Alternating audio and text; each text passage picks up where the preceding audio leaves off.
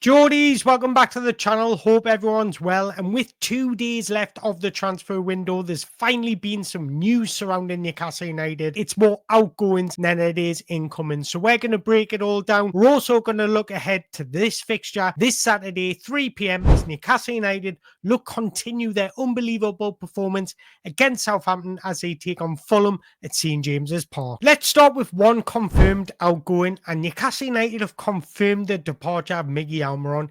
Say what you want about Miggy Almiron, but he's been through the thick and thin with Newcastle United, all the way from Mike Ashley era, all the way to scoring against PSG in the Champions League. So he leaves with my blessing. Thank you for your services. Go and enjoy the rest of your life in America. No better place to be. Nice weather, Atlanta City. Go and enjoy it, Miggy. But there is potentially more outgoings as Everton are considering a late move for Newcastle United Sean Longstaff. It's rumoured that Newcastle United are open to selling Sean Longstaff for around £12 million. Now, I understand why Newcastle United would want to sell him because of PSR rules and it's 100% profit, but this late in the transfer window when you really won't get anyone in to cover, I don't see the reason why we should sell him until the summer. So because it's so late in the transfer window and where we're at the moment, looking to compete for UEFA Champions League, if we have 2 injuries in our midfield, Sean Longstaff will be needed. Unless we've got cover lined up, which I highly doubt, I recommend we keep him until the summer. Now, another piece of news that Leeds United are interested in Newcastle defender Matt Targett, who has only made 7 Premier League starts since his £50 million permanent move. The Magpies are unlikely to block a suitable transfer before the deadline day. For me personally, he's hardly featured for the club. He's just eating away at our wages, and we've got suitable cover for left back because Lewis Hall's absolutely thriving there at the moment, and also Lloyd Kelly or Dan Burn can play there if needed. So personally, if Leeds can come to an agreement over his wages, I would happily sell him right now. But there's another player linked away from Newcastle United, and that is Lloyd Kelly.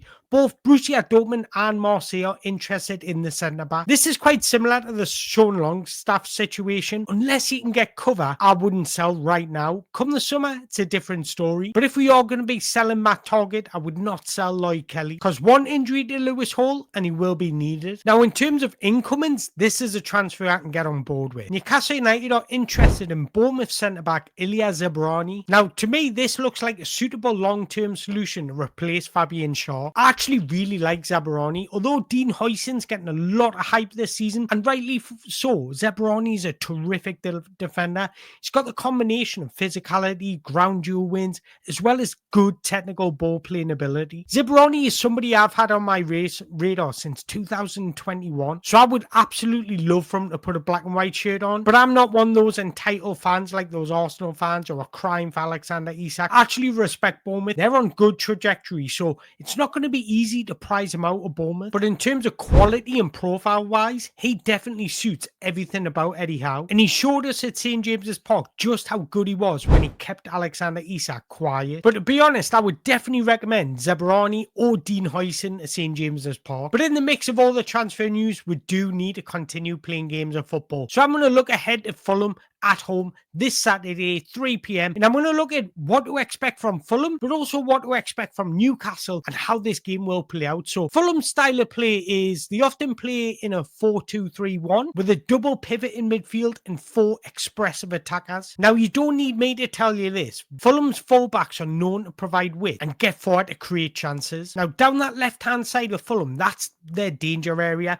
We've seen numerous times this season where Anthony Robinson and Alex Iwobi have linked up tremendously to create chances for them. And I've actually really enjoyed watching Fulham play this season. They're extremely well balanced side. Now, Fulham do play a different style at Newcastle United. They're not very much of a pressing team. Fulham like to be compact, maintain their shape, and defend space. So on the defensive side of things, Fulham are extremely compact and they get back into shape as quickly as possible, usually a 4-4-2. So what they want to do is keep the central areas extremely compact and force the opposition out wide. Now, what I've noticed from Fulham this season, everybody is so good at defending as a unit, shuffling cross but maintaining position. So Newcastle are going to have their work cut out against Fulham because Fulham are in a really dangerous side who've beat many teams this season. They didn't have the best performances against Man United last time out, but I do expect them to bounce back. Now, even the stats suggest how they like to play. They don't press very much. You can see Newcastle United's pressing is far greater than Fulham's,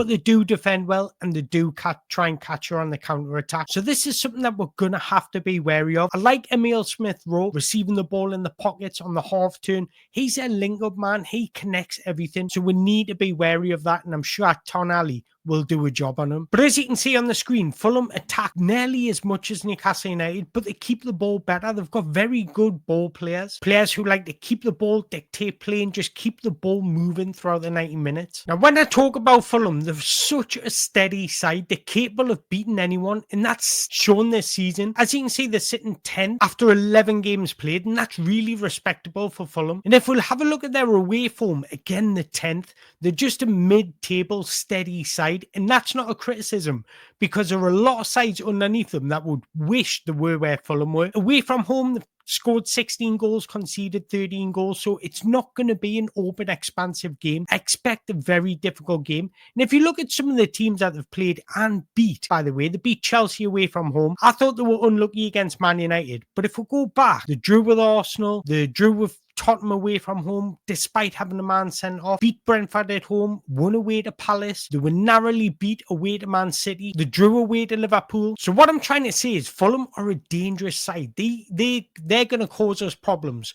So if we're complacent like we were against Bournemouth, full credit to Bournemouth because they played us off the park, but we cannot have another performance like that because Fulham will punish us. Now, if I'm Eddie Howe, I don't change very much. The only change I would consider making is bringing Botman in for Dan Burn, just because I feel Botman's just an all-round better defender and he's better at playing out from the back. And that's what we're going to need in a game like this against Fulham. When you come up against a team that are extremely compact, that will defend in a low to mid block, you've got to be good movers. You've got to move off the ball, because initially what you want to do is stretch them or move them out of their position to create space for a teammate. So the likes of Isak, Gordon, Tonali, Bruno all need to be fluid and interchangeable, and that'll be key to breaking down their shape. Now, another key attribute I would suggest that Lewis Hall's getting brilliant at this is providing overloads and width. I would be looking to use Lewis Hall and Tino to provide width, stretch their backline. This will create space for the likes of Alexander Isak, Bruno, Tonali, all to roam into. Now, in possession, this is a must. Be direct and be quick. The quicker and sharper we move the ball, the less time Fulham have to get back into their shape. So I do expect Eddie Howe just to keep the same 11, bar that one change I would make personally, but I wouldn't blame him if he stuck with Dan Burn, because it was a terrific win, a good bounce back against Southampton. Tonali absolutely ran the show. Bruno was class. Isak, touch of genius. It was a godlike touch for that second goal. Bruno's movement in the inside channel, Lewis Hall providing with everything. We've got everything to provide danger to Fulham. I really don't think Fulham will be able to keep up with our intensity, our physicality, and our work rate. So our midfield three against their double pivot will really cause them problems, because if they want to be technical and play football, we can also do that. If they want to make it a basketball game and cover a lot of ground, Tonali can do that. If they want to make it a physical game and look to just absolutely engage at every opportunity, we've got Joe Linton for that. So we're very well balanced to put up with whatever Fulham want to throw at us. But I can't lie, I'm expecting another masterclass from Sandro Tonali. I just think he's got everything. I can't think of one thing that I look at and think that's a weakness. He's just an outstanding footballer.